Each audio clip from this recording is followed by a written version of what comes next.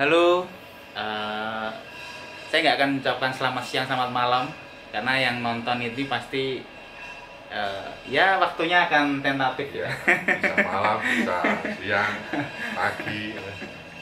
ya. Coba lagi ya di channel Negeri Kertas ini.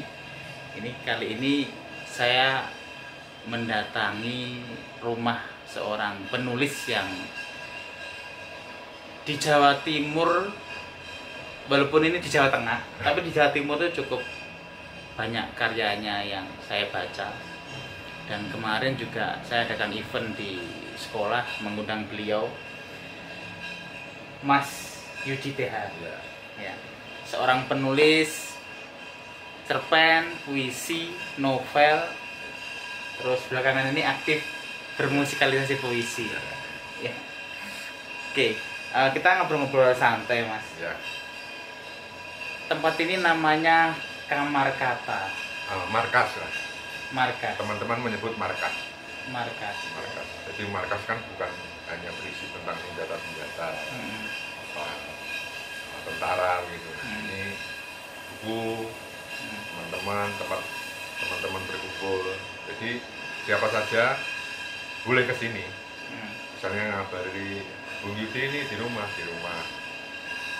Kesini ya hanya pengen berdiam di sini sambil buka buku atau bahkan mungkin melepas lelah bisa. Siapa saja. Panggilannya Bung. Ya. Mulai hari ini saya manggil Bung Yudi aja. Biar iya seperti ya teman-teman. Semangatnya kan ya. Kelihatannya perjuangan gitu ya. Ya. Iya. Gerilya. Gerilya. Karena dunia ini kan dunia nggak populer ya. Kalau di skupnya, skup secara luas itu. Yang dimaksud kepenulisan. Ya. Atau dunia literasi. Dunia Bung Yudi ya. Ini kapan berdirinya Kamar Kata? 2017. 2017. Itu sebelum pandemi gitu ya. Sebelum pandemi. Jadi saya kira ini terlahir ketika pandemi yang bukan, ternyata sebelum pandemi sudah ada. Teman-teman berkumpul di sini ya diskusi gitu ya, rutin. Sepekan sekali, hari Jumat malam. Jumat malam. Ya, jadi acaranya itu hanya sama. Jadi hampir 5 tahun lebih itu hanya teman-teman datang bawa karya dan di copy yang datang. Jadi di Kamar Kata itu punya grup. Nah, grup itu kan kalau hari Jumat pagi atau siang itu absen siapa yang datang. Itu bukan untuk apa niteni siapa nggak datang gitu, enggak. Cuma biar tahu berapa yang datang. Nanti kalau ada teman yang bawa karya itu di copy berapa. Oke. Nah, ya. gitu.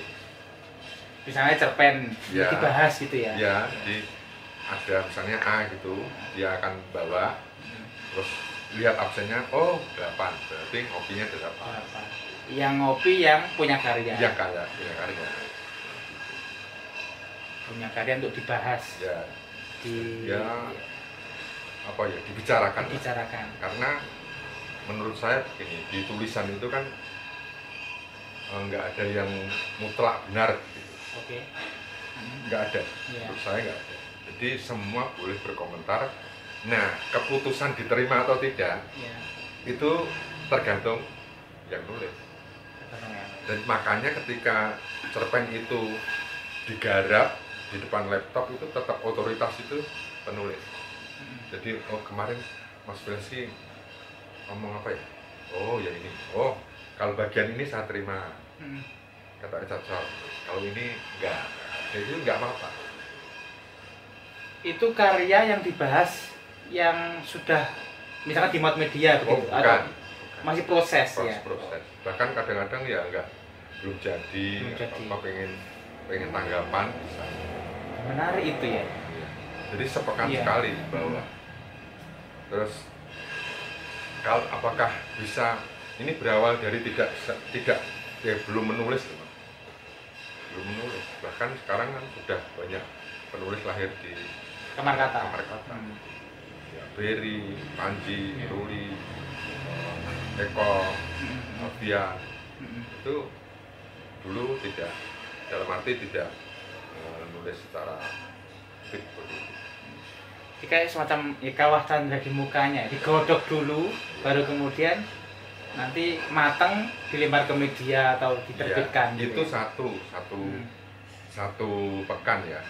Tetapi kalau kita sudah habitnya menulis, masuk satu pekan nulis satu cerpen. Nah itu. Ya kan? Ya.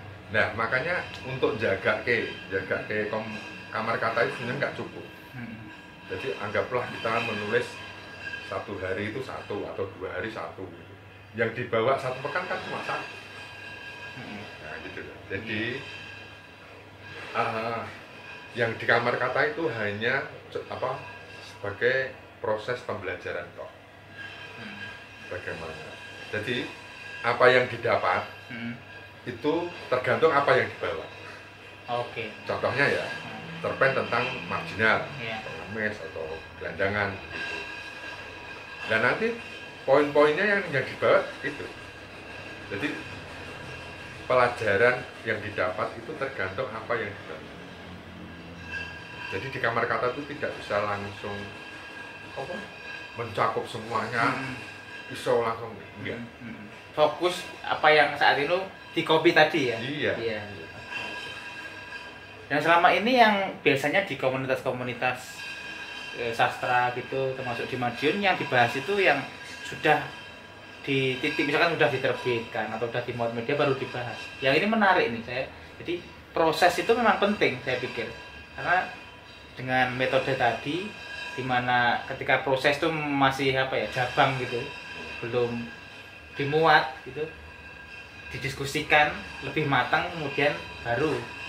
Nah itu yang malah justru membentuk yang tadinya kurang semangat misalnya, atau buntu, atau mungkin tidak punya ide untuk mengembangkan, malah jadi lebih baik karyanya. Menarik. Nah, itu sebenarnya proses untuk melahirkan habit, kebiasaan.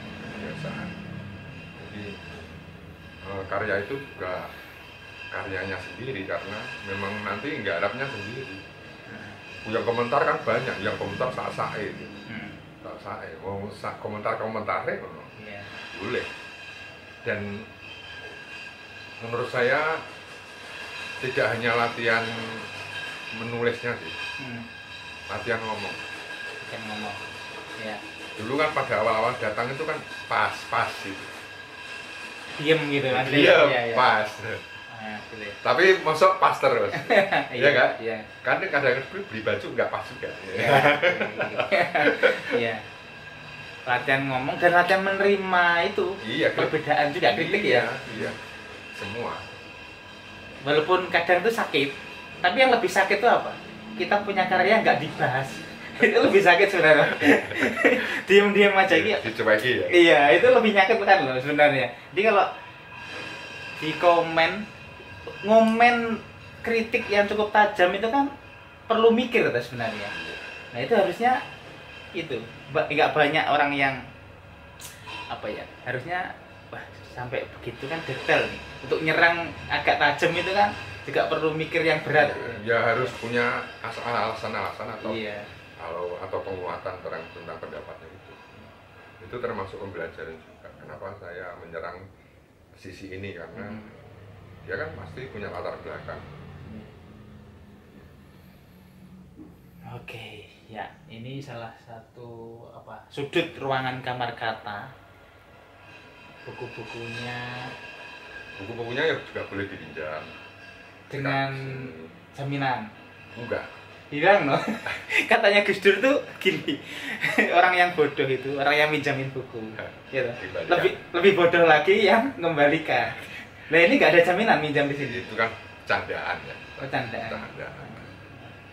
Ya karena mereka sudah percaya. Menjaga kamar kata ini, ya kalau diambilin terus kan bisa habis ya. Dianggap rumahnya sendiri juga mungkin. Ya. Markas ya. Dia pinjam, terus dia bilang ke foto, Bung aku pinjam ini ya. Apa-apa. Ya. Itu kan yang kalau nggak minjem yang masalah bukan saya. Yang kalau nggak minjem, kalau nggak kembalikan. Iya betul gitu. Iya. Itu habit juga yang gimana ya, kita melakukan sesuatu itu kan buruk nih, ngambil nggak mengembalikan. Itu kalau jadi kebiasaan bukan malah menjadi berbuah gitu, sesuatu yang berbuah, justru ya merusak diri kita kalau kita ya. Kalau di biasa. sini, kalau misalnya di lingkungan kamar kata sih selama ini enggak ya, karena ketika kemarin kamu pinjam ini ya kan, yang tanya kadang bukan saya, terus waca urung, malah ada tantangan pinjam nggak baca.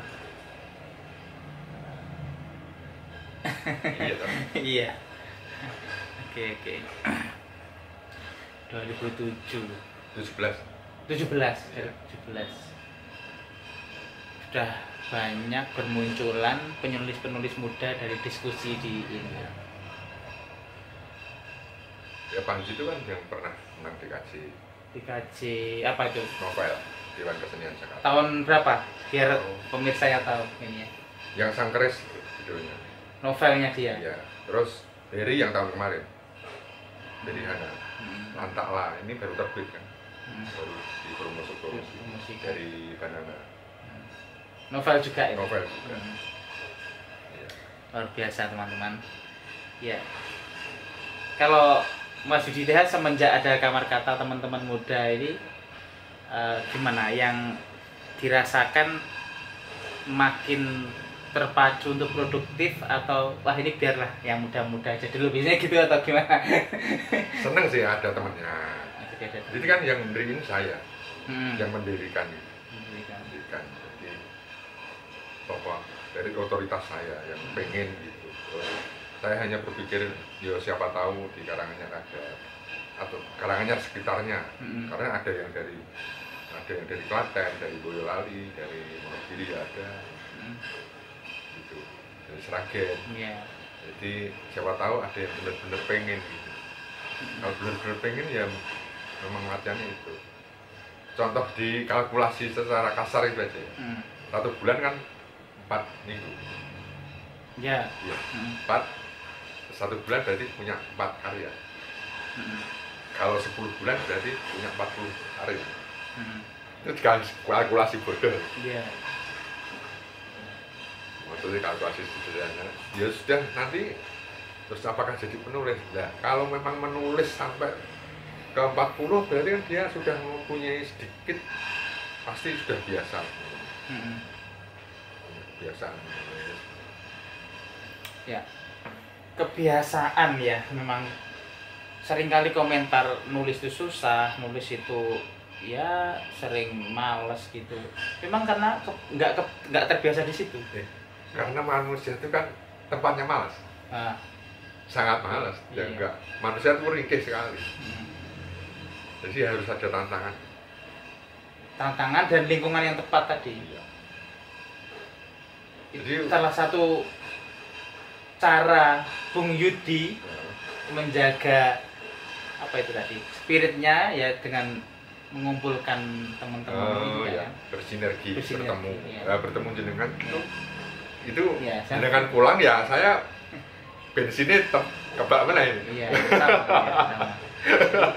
Logikanya kan nggak seperti malah habis gitu kan, tapi malah tambah. Enggak kesedot, malah tambah. Iya. Jenengan juga tambah, saya tambah. Iya. Jadi tidak ada yang monopoli. Bahkan ketika saya memberi pelatihan aja misalnya, itu yang dapat bukan mereka saja, Iya. saya juga. Iya. Karena pemasukan komentar atau pertanyaan ini itu sampai rumah ya menjadi introspeksi atau inspirasi. Oke. Jadi sudah cukup ada bukti lah ya pergerakannya itu, yang grillnya ya tadi. Ya, kalau hanya juara-juara, ya maksudnya juara-juara cerpen, juara sering sekali. Sering.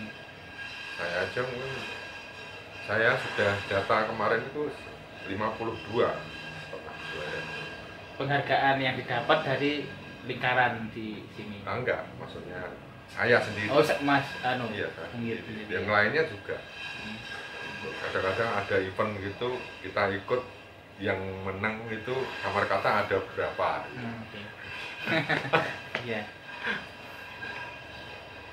Bahaya sekali ini kamar kata. Cuma kan sekarang banyak yang event-event kalau sudah menjuarai nggak bisa ikut. Ya saya sih nggak apa-apa, karena memang biar muncul yang sirkulasi iya. Ya, biar nggak itu aja. Iya. Nanti aduh ini ikut kan, jadi malas misalkan.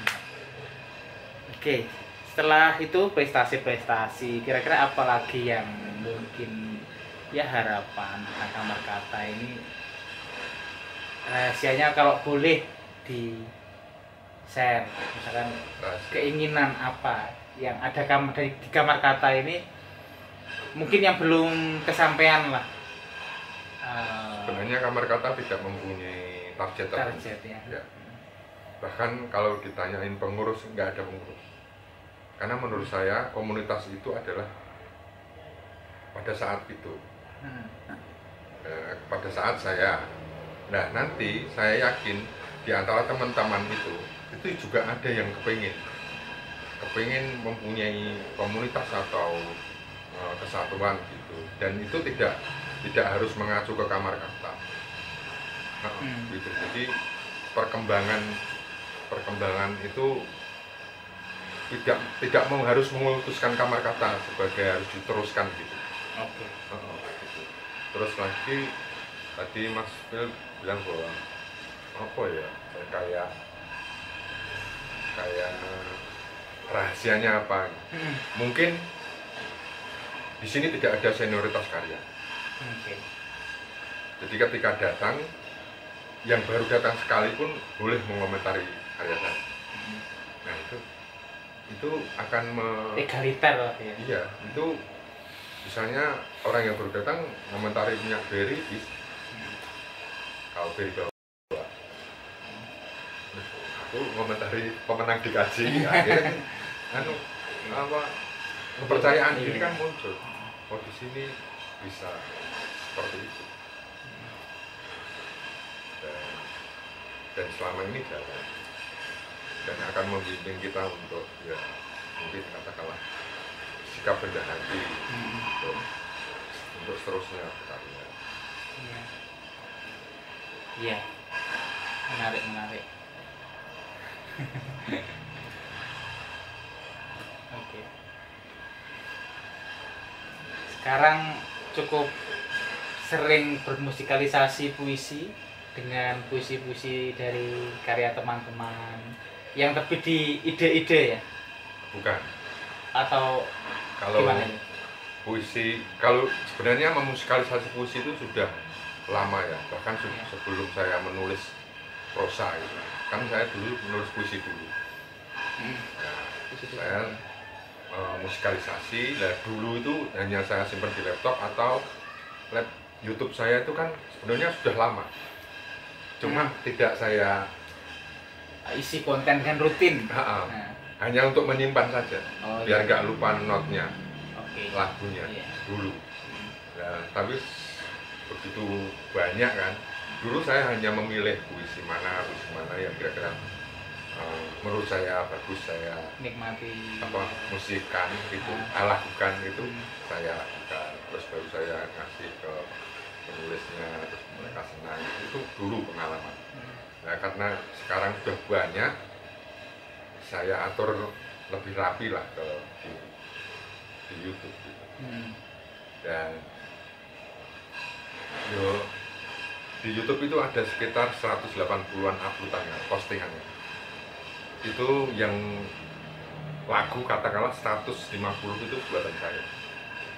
150 lagu puisi.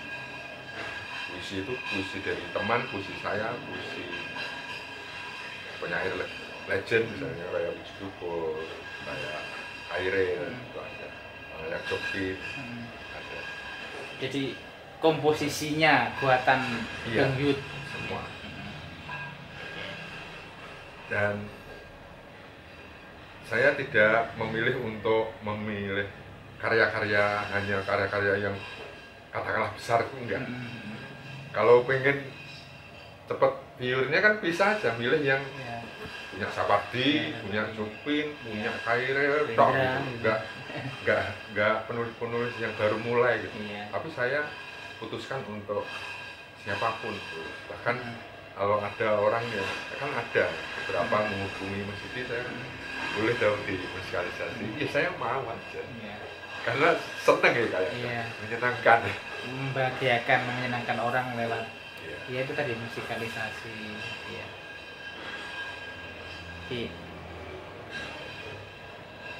Ya nggak melulu urusan apa ya view ya, jadi kayaknya kalau ngejar keuntungan tuh menjadi melelahkan sebenarnya ya kan, kayak kalau cari saya biar ini, tapi lebih ke keikhlasan ya, keikhlasan itu, keikhlasan untuk memberi itu kan bukan harus beri uang atau materi ya, tapi memberi sajian, memberi hiburan, memberi pengetahuan. Kalau kita tidak harus tidak harus kaya dulu kan memberi sesuatu. Jadi memberi aja keikhlasan. Dan kalau ditanyain Mas Phil, ditanyain masalah rezeki gitu, itu bukan urusan kita sebenarnya. Ranah itu ranah punya yang Tuhan. Iya, Tuhan. Iya. Jadi urusan kita itu hanya memberi, menyajikan atau keikhlasan kita. Kalau toh Tuhan ngasih rezeki itu mungkin apa jalurnya lewat YouTube misalnya. Tapi kan Tuhan ngasih rezeki kadang-kadang tidak lewat YouTube. Tidak, misteri itu yang kadang-kadang tidak diterima, apa belum dipahami atau mungkin belum menyadari adanya itu. Tiga terus ini dan dianu dan dianu. Iya.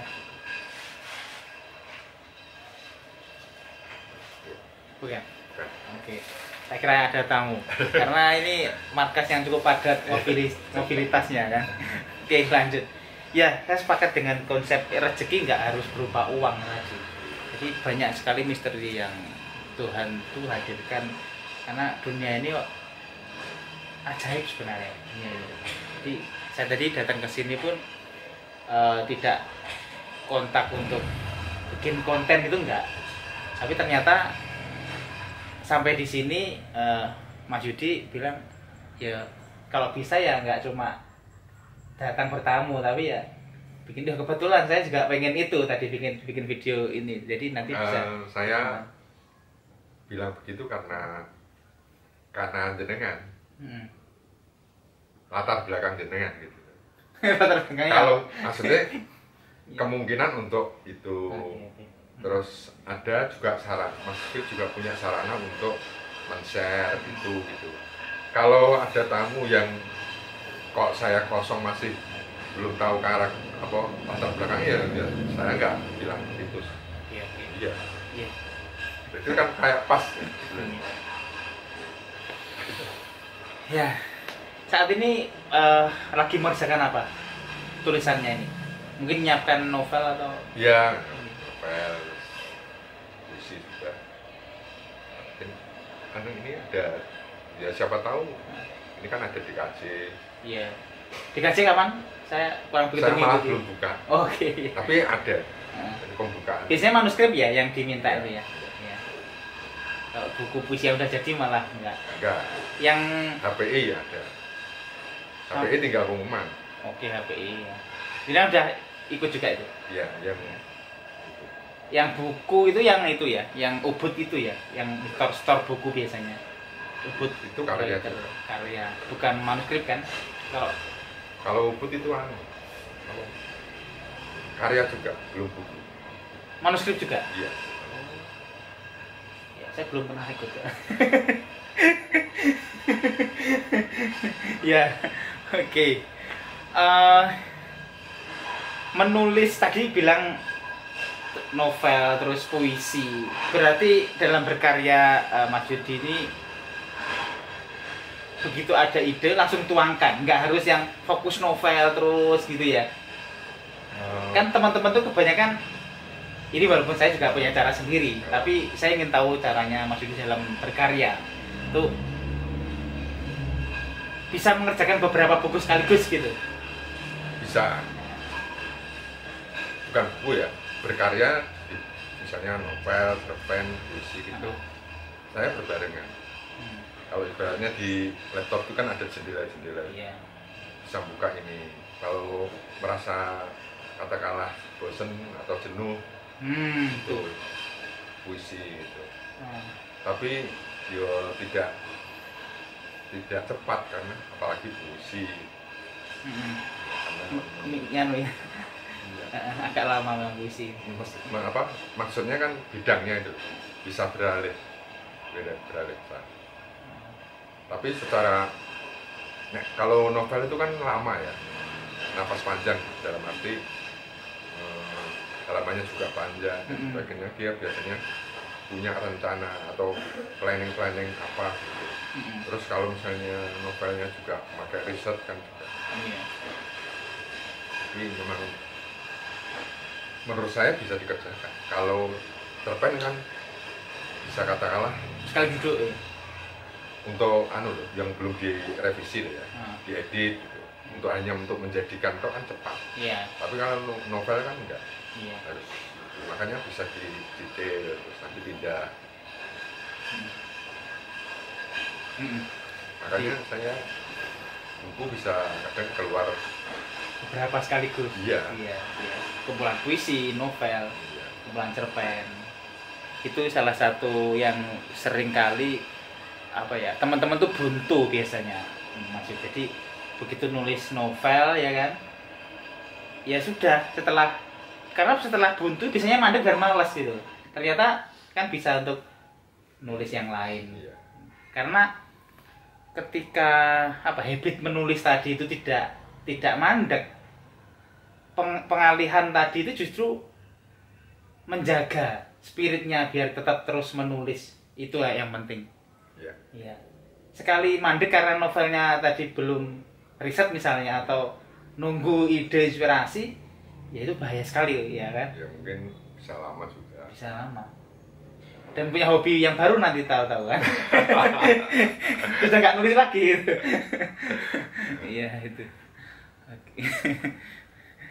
Terus apa lagi ya? Kadang kalau udah ketemu penulisnya gini banyak pertanyaan yang hilang. Tadinya di mobil itu pengen tanya apa gitu. Ya banyak yang ada beberapa yang mungkin ada yang istilahnya berpikir bahwa kalau Bu Yudi sudah ketagihan di YouTube atau apa nanti nggak nulis. Kadang-kadang juga ada yang berpikir begitulah. Ya biasa kalau berpikir begitu. Tapi kalau saya ada orang berpikir begitu ya, saya malah untuk mengonter itu nggak mungkin malah. Karena malah sudah diingatkan. Malah saya terima kasih sudah diingatkan. Di YouTube-nya bikin musikalisasi puisi itu pun kalau saya menilai ya itu masih satu jalur sebenarnya. Jadi lingkarannya itu masih satu alur, orang-orangnya yang suka puisi ya kan, yang suka sastra. Ya memang saya memilih untuk tidak terlalu jauh agar ya saling mendukung atau setidaknya saling mempengaruhi. Tidak saling meninggalkan. Betul. Ya. Saya juga akhir-akhir sering posting buku yang sudah saya baca biasanya. Itu termasuk cara saya untuk karena diskusi via online. Jadi kamu sudah baca ini ya, nanti ngobrol gitu. Karena tidak seintens kamar kata untuk tadi kumpul sama teman-teman. Jadi ya itulah, dengan berbagai cara kita bisa tetap menjaga spirit lingkungan. Enggak yang ngawur, maksudnya ngawur tahu-tahu posting tentang baju apa gitu kan. Ya itu udah melencang jauh. Ya setidaknya masih ada hubungannya dengan rasa, imajinasi, terus kreatif. Itu yang membuat hidup itu berwarna. Mas Yudi mulai menulis kapan? di usia berapa? Karena saat ini sudah 23 buku. Ya. Itu campur ya, puisi, novel, cerpen. Jadi kumpulan cerpen itu 9, Iya. novel itu 6. Yang lain puisi ya. Nah ini yang kadang orang-orang salah duga. Iya. Dikirain saya dimulainya dari muda gitu. Maksudnya muda itu SMA atau kuliah gitu. Oke. Bahkan kuliah saya belum nulis gitu. Dan orang-orang nggak tahu mungkin, tapi maksudnya belum ke media, belum apa, mungkin nyoba-nyoba pernah. Tapi saya membaca yang banyak ya, karena saya di lingkungan di Jogja itu punya keluarga yang punya banyak buku juga. Yeah. Akhirnya lama-lama kelamaan ya ikut megang, terus baca, terus akhirnya baca. Barulah saya itu mulai kepengen nulis gitu, tapi masih disimpan sendiri kan. Setelah lulus kuliah? Iya. Baru mempunyai istri, barulah saya fokus menulis. Bahkan ketika mengajar jadi guru, terus akhirnya saya keluar. Sebenarnya pengen jadi guru ya enak juga. Bahasa Indonesia? Bukan. Saya kan urusan ekonomi. Ngajarnya IPS. Nah, fokus menulis karena sering sudah baca ya, jadi dan terus mempelajari bagaimana cara-cara menulis itu kan dulu belum seperti sekarang, nyari-nyari sendiri. Kalau sekarang kan enak ya, contoh aja biar masih sudah banyak, terus cara-cara juga banyak dulu. Jadi praktis setelah menikah justru saya baru fokus gitu, tapi fokus sungguhan,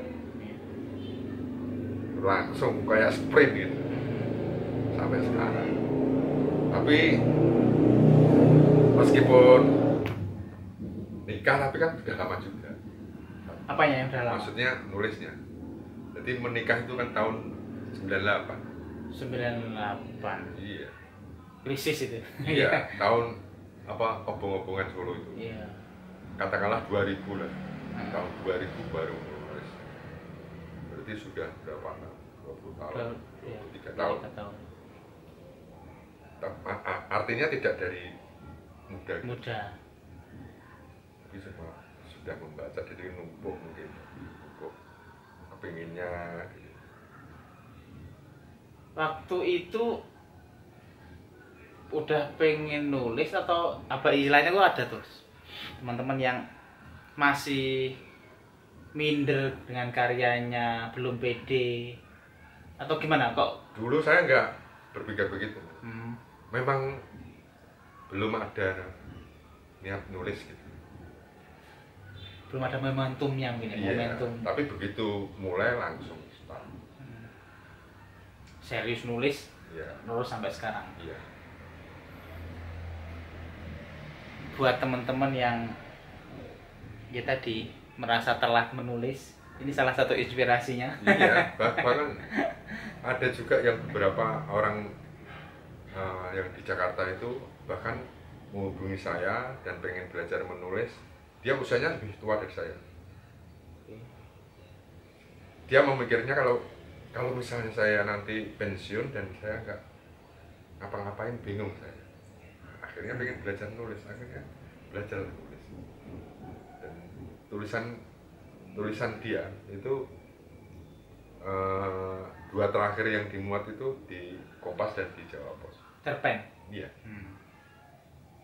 Jadi kan seperti Mas Fir tadi bilang bahwa siapapun sebenarnya kalau nggak ada terlambat untuk memulai, juga ada baiknya.